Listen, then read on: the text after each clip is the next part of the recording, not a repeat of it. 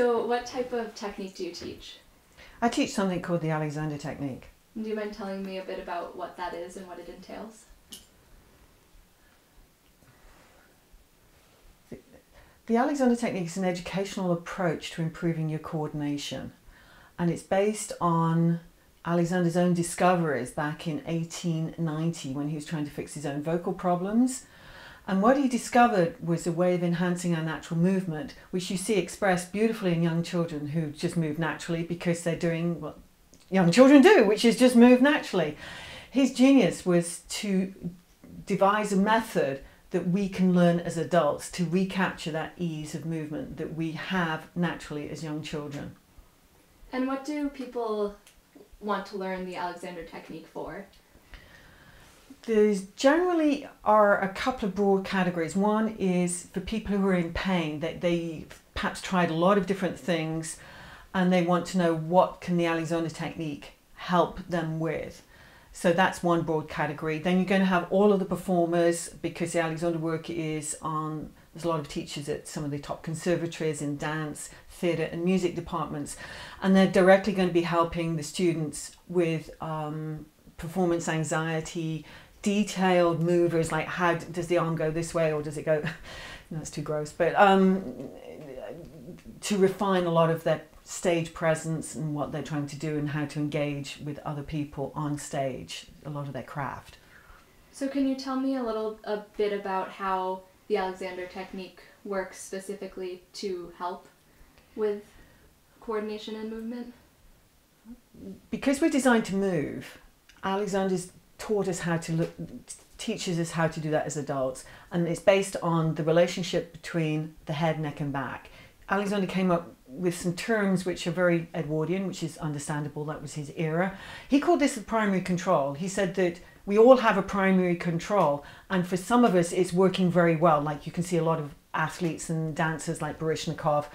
Yes, I'm just using him particularly, an incredibly skilled dancer, but also someone who has wonderful coordination. So from an Alexander perspective, you say his primary control is running the show very strongly. You don't really want to get into saying, well, the Russian way of training is better than the American, because we're dealing with something that's fundamentally very different from those sorts of type of issues. And you just see this incredible grace and beauty in the movement. So can you tell me a little bit about how you teach people to change these aspects of their body? So someone comes in and says that they have pain, a couple of vertebrae. Even though I'm not a medical doctor, you acquire sort of basic anatomy skills just through working with people. So let's say somebody's got problems between L4 and L5.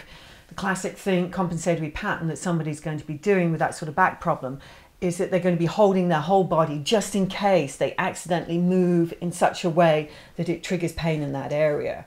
So you can do some very basic rehabilitation work with them in terms of showing them where are their joints, how they can bend, how they can move without disturbing that area in their body. And depending on whether it's a guy or a girl, then you can get into other ideas of not only about how they move, but their own personal ideas that they may have been imposed on them about how to move. So somebody I was working with very clearly remembers being told in her first year at college, she had to take this class on how to stand and sit like a lady.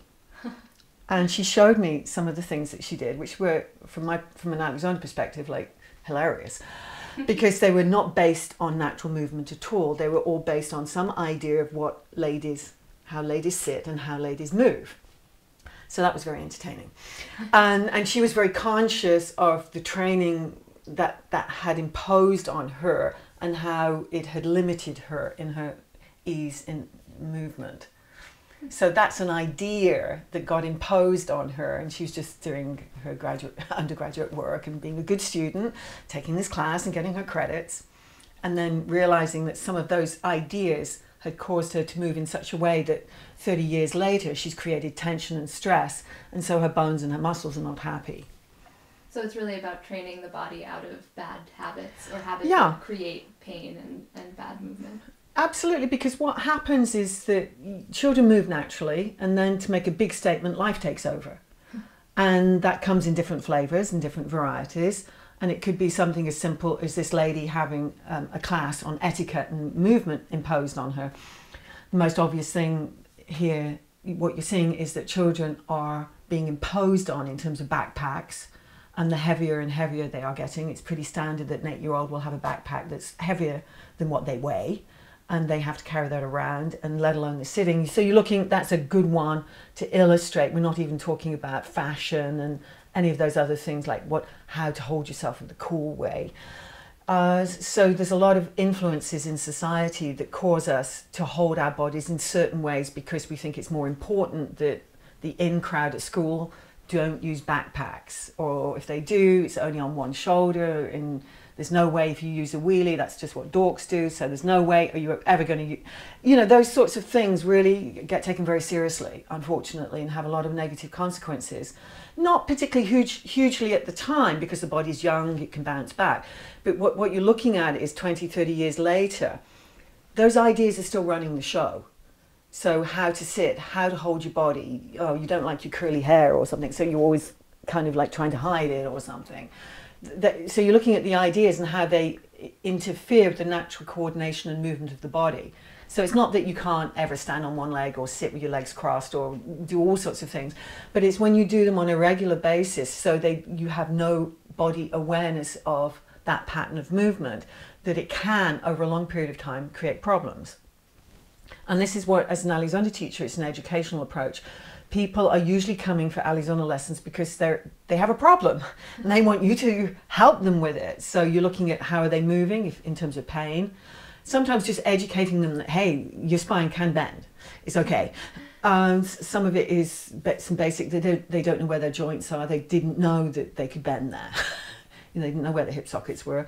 And then the more complicated ones are where you get people who are very identified with holding their body in a certain way, or wearing certain types of shoes, or having certain types of clothes, then that has a very strong effect on them. And then you're having to deal with not only perhaps the body doesn't move very well, but then you have to deal with the owner of the body who's totally decided that the most important thing in the world is wearing, you know, these shoes, carrying a 35-pound bag around or whatever.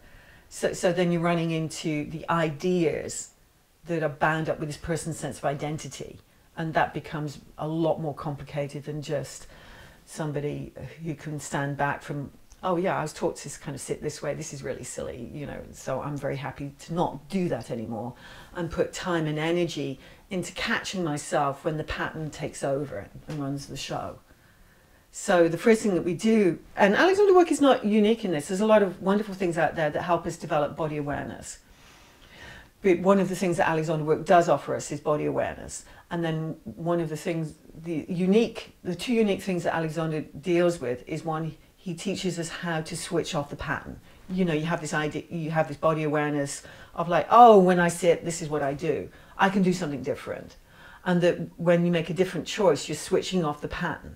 Whether or not it's a pattern you developed when you were 3, or it's a pattern you developed because you're in a car accident, so one shot, it's a compensatory pattern. So you're learning how to switch off the patterns, and also you're learning how to put energy to direct, to get your postural mechanisms up and running again. They're still there. They may not be running the show any longer, but they're still there. So he showed us how to do this as adults. And those are the two, the switching off the patterns and putting energy into postural mechanisms, I think are two things that are totally unique to Alizonde's work. And what types of pain would you say are most easily treated or most often treated with the Alexander technique? Lower back pain is the most common type of pain that people need help with. And like anything, Alizonde is not saying this is the only way. And people who are in pain have usually tried 3 or 4 or 5, sometimes a lot more modalities to help them with dealing with the situation. And there's many ways of handling that. So what Alizonde work offers is an educational approach that's very empowering, because the person can learn how to change their patterns of movement. This is not like, oh, you put hands on me, I feel miraculously cured, and isn't this wonderful, and how does it work? So you have this way of, I can learn about myself, so I can apply this to myself.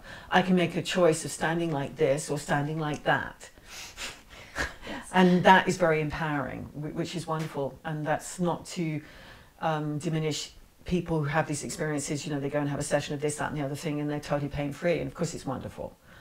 But as I said, Alexander work is an educational approach. It's more about the way of life and changing that to make you better. Yes.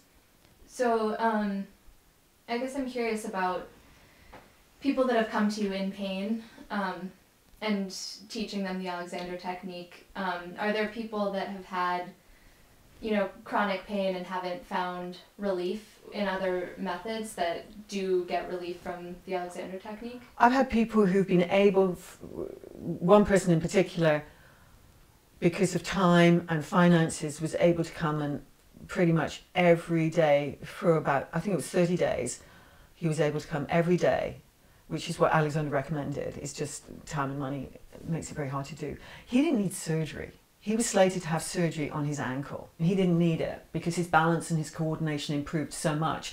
And the reason he was in pain was there's a long series of accidents, like wrecked his knee when he was 11, 16 wrecked his neck, and then all sports related, and had a lot of medical help, had a lot of massage, had tried a lot of things, and he was able to come and have a lot of Alexander work, which helped him improve the way he walked, so he didn't need to have surgery. So he was thrilled.